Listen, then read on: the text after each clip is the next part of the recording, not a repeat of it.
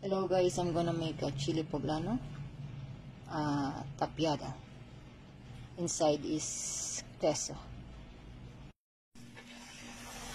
Then after ng chili, yung kamatis naman yung iihawin natin. Kunting ihaw-ihaw lang. Then pagkatapos, i-blend natin sila. Kasama ng mamaya yung chili. Yung tinatawag na wahiyo.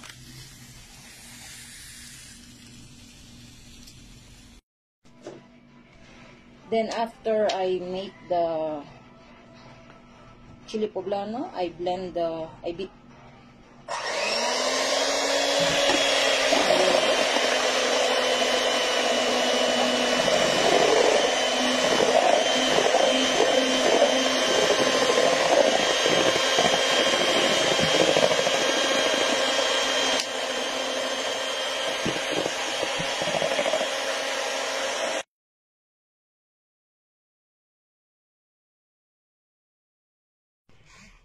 Nasa mood ako ngayon magluto ng Mexican food para sa asawa ko.